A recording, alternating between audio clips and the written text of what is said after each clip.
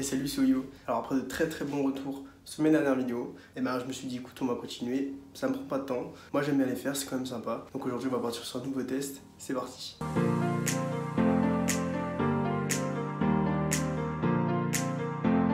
Donc après toutes les demandes sur les réseaux sociaux, j'ai décidé de tester la Octopus Nautilus. Elle a quand même beaucoup demandé, elle a pas mal buzzé sur le groupe et je pense que ça va être pas trop mal. On va la détailler de haut en bas, on commence par le haut. Donc on va avoir un cendrier en 18/8, très sympa.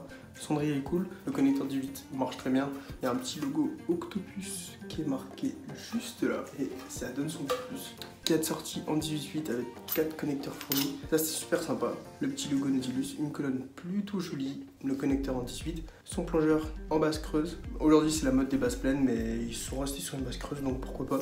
C'est sympa, moi je préfère, mais bon, certains préfèrent pas parce que on peut vider le vase et avec ça c'est un peu plus compliqué. Au niveau de la base du plongeur, on va y retrouver un petit pas de vis pour pouvoir y installer un diffuseur, donc qui ressemble à celui de chez MIG, sauf qu'il va être complètement creux au niveau du milieu. Personnellement, je suis pas un très grand fan de ce diffuseur parce qu'avec la forme du vase, le tirage est pas hyper intéressant. Personnellement, je préfère retirer complètement le diffuseur et avec le très peu d'eau qu'on met autour du vase, on a un débit très fluide et on sent vraiment le remous.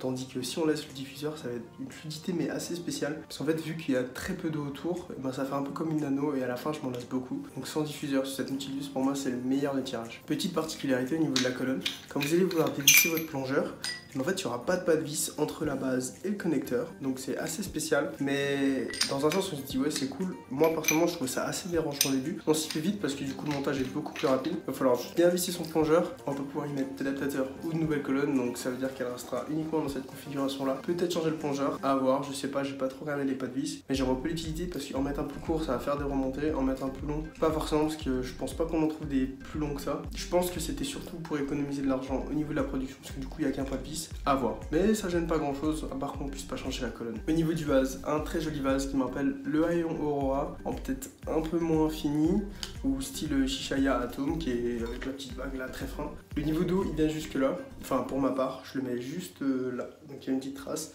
Pour moi, c'est le niveau parfait, parce que si on en met trop, on va avoir des remontées, si on en met pas assez, bah il n'y a pas d'eau. C'est assez contradictoire comme système de vase, parce qu'on met beaucoup d'eau au niveau de la base, mais au niveau du plongeur, il n'y a pas grand chose. Dans un sens, vous me direz, ça permet d'avoir des tirages bien plus fines.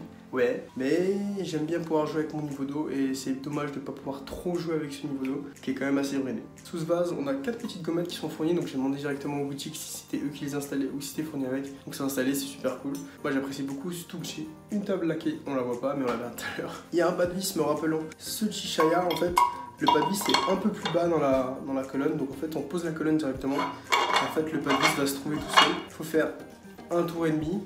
Et ça tient super bien, franchement c'est top. La Chicha est en acier inoxydable V2A avec un vase, je ne pense pas ni en cristal ni en bohème, c'est du verre de laboratoire. Au prix de la Chicha, faut pas s'y attendre. Donc je rappelle la gamme de prix entre 160 et 190 €, ça dépend des magasins, des shops. Si vous l'achetez en Allemagne ou si vous l'achetez en France, ça varie beaucoup. Personnellement j'ai acheté la mienne à peu près 160 € en Allemagne directement, donc elle est à 15-20 € moins chère qu'en France. Mais avec les frais de port, il va falloir faire attention.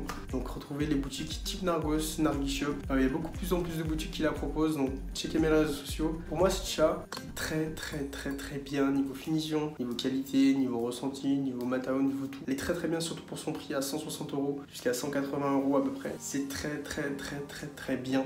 Il y a très peu de Chicha aujourd'hui qui ont le même rapport qualité-prix. J'apprécie beaucoup, surtout que les performances sont présentes, les matériaux, la qualité, bref. C'est une Chicha qui vaut très bien. Après, au niveau du design, on aime ou on n'aime pas. Personnellement, j'accroche, mais sans plus. Personnellement, je pense qu'avoir un vase un peu différent, ça aurait été beaucoup plus beau, mais bon, ça gâcherait tout le Octopus Nautilus quoi, voilà.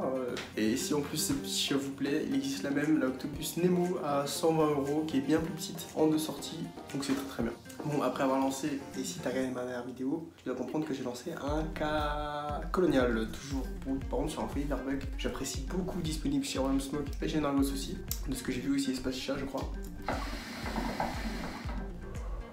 Donc le foyer est très bien, ultra joli. Et la petite différence avec un foyer en terre cuite, c'est que je trouve les sessions sont un chouïa plus fortes et c'est très agréable. Un seul Octopus 160 à 190 €, qualité au top, design au top, tirage au top. Surtout que vous voyez qu'il n'y a pas de diffuseur.